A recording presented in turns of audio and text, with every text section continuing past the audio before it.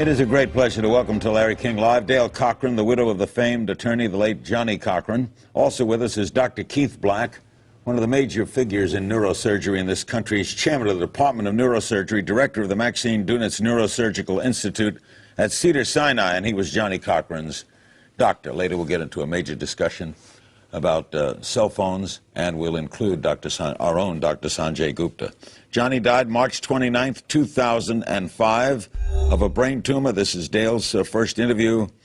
Since then, what indication did he give you that something was wrong? Initially, there was a loss of memory. He asked his secretary to call me and get me on the phone because he just couldn't remember the phone number to the house. And did he dismiss that or get concerned? I got concerned right away that he couldn't remember my telephone number, and we immediately went to see a doctor in the next day or two. Is that memory loss a major cause of concern, Dr. Black?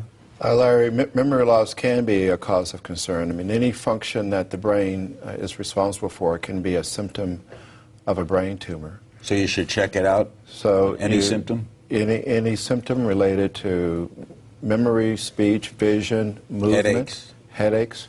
You know, one of the most common presenting symptoms in an adult is new onset seizure, as well as headache. Ted Kennedy had. Similar to Senator Kennedy's. Johnny Cochran probably was one of the best-known attorneys in the United States. Not probably, he was one of the best-known attorneys. He was a celebrity in his own right, a great friend of this show. We have a little montage here for you. Watch. It makes no sense. It doesn't fit. If it doesn't fit, you must acquit. We, the jury, in the above entitled action, find the defendant, Orenthal James Simpson, not guilty of the crime of murder. The resolution of this case is in no way an admission of guilt by Michael Jackson. This is a great, exhilarating victory for Sean Combs. It's a victory really for all of us. Thank you for your attention. God bless you. The night after the Simpson decision, Johnny guested on this show. It was a historic moment because O.J. Called in during that show. How did he become your patient, doctor? We were actually, Larry, close friends. We had actually vacationed together on summer vacations with our mutual families.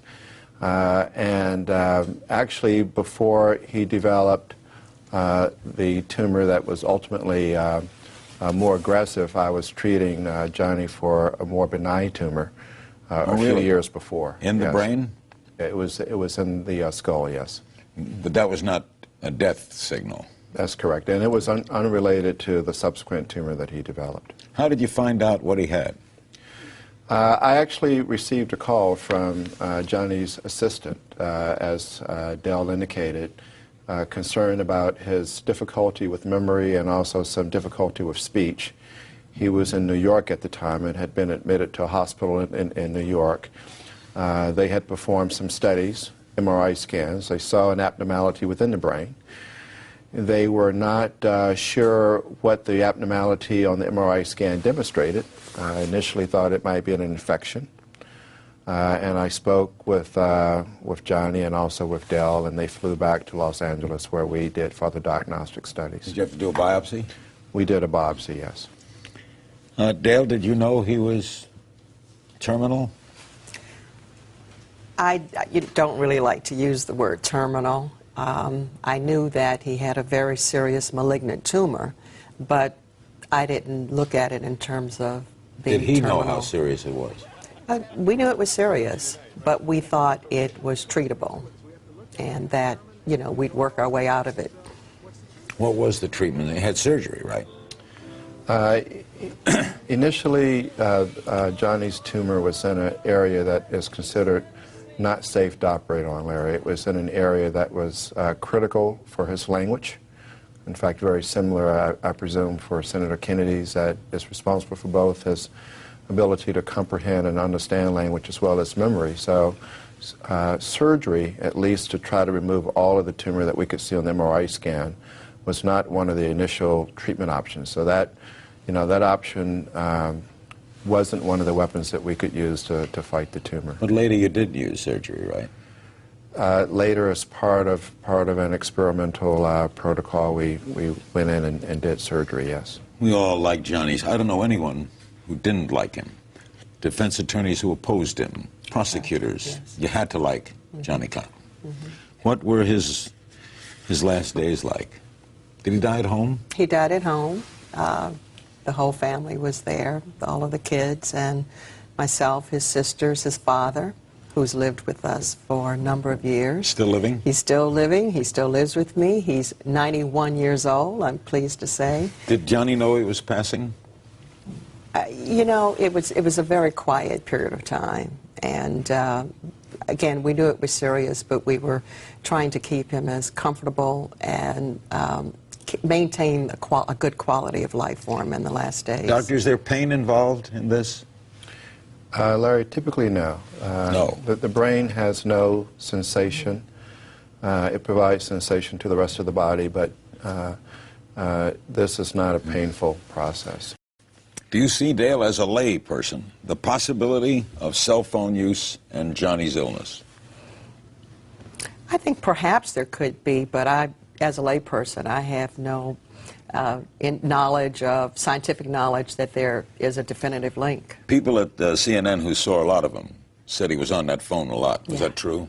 Yes, he was on the phone a lot, but as Dr. Black used to say, use an earpiece when we're using the cell phone. That's the simple solution to this? Don't, instead of your phone, attach an earpiece to the phone. Attach an earpiece immediately. All right, Dr. Black, what do you make of the possibility? Well, Larry, I think if we look at the evidence that we have now, it's difficult to say that cell phones have a direct link to brain cancer, but it's also difficult to say that they're safe. There have been studies that have come down on both sides of the issue. If you look at some of the studies that have been performed, I mean, one of the studies that is very concerning has been a study out of Europe that looked at a long-term exposure to the use of cell phones over a period of 10 years. And when patients or people were exposed to over 2,000 hours of cell phone use, which is about an hour a day for 10 years, that study reported about a 3.7-fold increase in the risk of developing brain cancer. That considered high? It's considered, you know, a significant increase, although the overall incidence of brain cancer is low, but there have been other studies to show no correlation. What do you read, Dr. Gupta? Well, you know, it's interesting because you look at all the studies out there, and most people will say, look, I mean, they're fine. A lot of scientists will say that. But, you know, I've read all these studies, Larry. I mean, I've spent the last year sort of really reading this, and there's 16 really good studies out there, a few since 2000. Most of them, if you really dissect it down, they really only follow the patients along for just a few years. And, you know, people use their cell phones for years and years, and kids start using them. They're going to use them their whole lifetime. Also, some of the studies say regular cell phone use is using it one time a week for 6 months. I mean, who uses a cell phone that little nowadays? So my point is this, that, you know, if you read the studies alone, they'll say they're safe. But if you start to say, well, look, wait a second, how about if it's 10 years? How about it's 20, 30, 40 years? We don't know yet. We don't know. And if you use your phone all the time, like you know, people in the news business, they have a cell phone to the ear all the time. Is that really safe? Doctor, I know it's true, having interviewed many, many people on the subject of tobacco and lung cancer. We can't tell you why tobacco causes lung cancer. We know that it causes lung cancer by the statistical rate. You think we'll have a statistical rate to link these two? Well, I think, as Dr. Gupta said, one of the big concerns that we face is that there has not, Larry, been a definitive study to date. And I think particularly among young people who are logging, you know, thousands of hours of teenagers and even younger, and they will be using cell phones for 20 or 30 years, we do not have enough data now to say that, you know, that is a safe device. Unfortunately, you know, my suspicion is that it's going to be 5 years or 10 years before we have a definitive answer, and unfortunately, you know, as you showed at the beginning of the show, there's 1 billion people, you know, that will be using cell phones, and they will be using cell phones over many years. We don't know that will necessarily be a safe practice. Dr. Gupta, Dr. Black says it's possible. Do you say it's possible? Yeah, I do. And you know, when I was researching for the book that you and I talked about, I looked into all of this. I started researching it and really understanding it. And I think when I had kids, I became even more interested in it, frankly. And I think it's possible. I think it's, you know, it's one of those things where, you know, I use a cell phone all the time. Most people do. I use an earpiece now, as Dale Cochran talked about. But